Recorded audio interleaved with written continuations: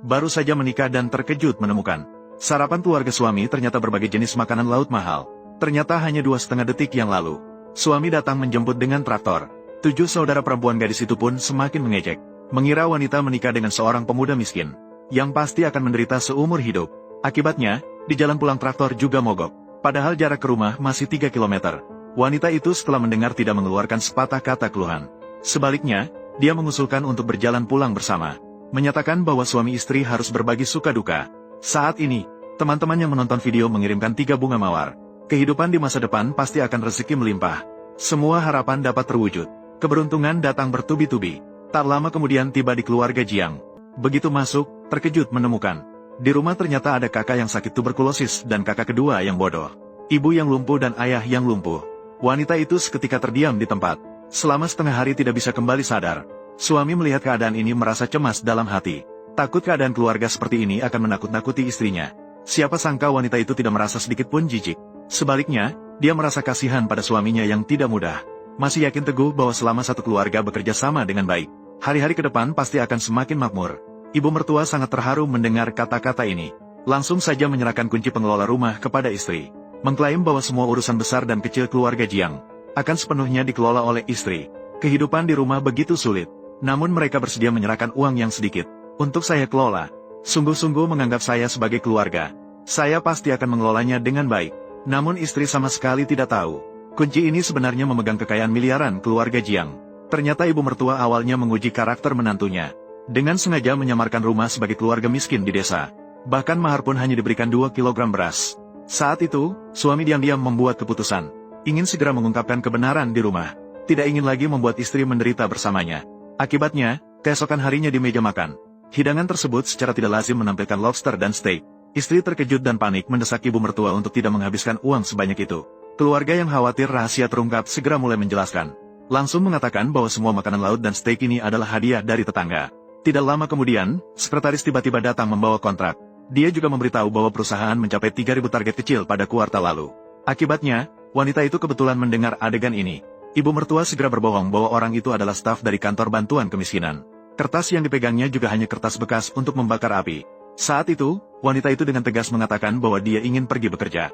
Dia ingin menghasilkan uang untuk membantu keuangan rumah tangga dan berusaha agar keluarganya segera keluar dari kemiskinan. Ibu mertua merasa sangat terharu setelah mendengar itu. Keesokan harinya, wanita itu pergi ke jalanan untuk membagikan selebaran. Suami melihat dan merasa sakit hati melihat tangannya membeku dan memerah. Dia segera mengatur bawahannya untuk mengambil semua selebaran di jalan. Wanita itu melihatnya dan langsung merasa sangat senang. Kemudian dia pergi ke toko perhiasan untuk mencari pekerjaan. Melihat wanita itu tidak menjual satupun barang sepanjang sore, suami segera mengatur bawahannya untuk membeli semua perhiasan. Wanita itu merasa sangat puas dengan uang yang didapatnya. Dia segera membagikan uang itu kepada semua anggota keluarga Jiang. Dia juga berencana untuk menabung sisa uang untuk memperbaiki rumah. Setelah wanita itu tertidur, semua anggota keluarga Jiang mulai berdiskusi. Kapan sebenarnya mereka akan memberitahunya tentang identitas asli mereka. Namun suami sangat takut. Takut istri tahu dan merasa bahwa dia selalu berbohong padanya dan akan marah. Saat itu sekretaris tiba-tiba mengusulkan untuk ikut lelang besok. Mengirimkan barang berharga sebagai hadiah untuk istri. Kemudian memanfaatkan kesempatan untuk menjelaskan keadaan sebenarnya di rumah. Siapa sangka, keesokan harinya saat istri datang bekerja di hotel, dia secara tidak sengaja bertemu dengan adik perempuan dan ipar laki-laki. Keduanya langsung menunjukkan sikap meremehkan saat melihatnya. Langsung mengatakan bahwa mereka akan tinggal di suite presiden ini. Namun istri tahu bahwa keluarga iparnya sudah bangkrut sejak lama. Sekarang hanya berpura-pura kaya saja. Jadi dia tidak terlalu memperhatikan keduanya. Ternyata permintaan adik perempuan langsung ditolak oleh ipar laki-laki. Dia juga memberitahu bahwa sudah memesan hotel senilai 50 miliar di sebelah. Adik perempuan yang tidak tahu apa-apa langsung terlihat bingung dan tidak terima.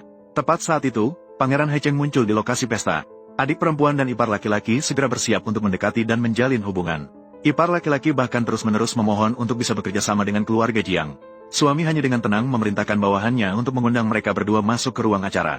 Dia bahkan bersedia mengirimkan barang yang mereka suka atas nama istrinya. Keduanya seketika merasa sangat bangga. Merasa bahwa keluarga Gu akhirnya akan bangkit. Sementara itu, istri terjebak di sudut oleh kerumunan. Dia sama sekali tidak menyadari bahwa pangeran di depannya adalah suaminya. Adik perempuan kemudian mendekat dan dengan sinis mengejeknya. Nak. Sungguh, rekan-rekan tidak memiliki nasib yang sama. Setelah menikah dengan pria dari timur laut, adik perempuan bahkan terpaksa melayani dengan menyajikan teh. Bukankah ini putri bungsu keluargaku? Kenapa sekarang dia menjadi pelayan? Dengar-dengar, statusnya sekarang adalah keluarga miskin. Hidupnya sangat menyedihkan. Mereka semua adalah saudara perempuan. Diaksu Yiran, ternyata terbang ke atas dahan dan berubah menjadi Phoenix. Menikah di keluarga Gu seperti ini, juga dianggap sebagai keluarga yang terhormat. Tidak hanya itu, suami saya benar-benar mendapatkan perhatian dari Pangeran Haicheng. Dia bilang akan mengirimkan wanita untuk syuting. Adik perempuan langsung marah saat melihat wanita itu diabaikan. Adegan ini kebetulan dilihat oleh sekretaris yang datang. Dia segera menelepon semua orang di keluarga Jiang. Setelah mendengar kabar, semua orang di keluarga Jiang segera menuju pesta, bersiap untuk membela wanita itu. Di sisi lain, adik perempuan dalam keadaan hancur. Tiba-tiba langsung mendorong wanita itu. Akibatnya, kunci pengelola rumah yang ada pada wanita itu jatuh ke tanah. Adik perempuan melihat itu dengan penuh sikap meremehkan dan mulai mengejek. Ini tidak mungkin. Kunci rumah Reyot di desa keluargamu. Ini adalah kunci pengelola rumah kami. Nanti akan saya serahkan padamu. Kita akan menjadi satu keluarga mulai sekarang. Kembalikan padaku sebuah kunci Reyot. Untuk hal sepele seperti ini, benar-benar tidak pernah melihat dunia. Kunci ini sangat penting bagi saya. Saya mohon, kembalikan padaku. Meskipun wanita itu berusaha keras memohon adik perempuan untuk mengembalikan kunci, dia tetap tidak mau mengalah. Dia langsung melempar kunci itu ke tanah dengan keras, memaksa wanita itu merangkak untuk mengambilnya. Orang tua memberikan barang yang sangat penting ini padaku. Saya tidak bisa kehilangan.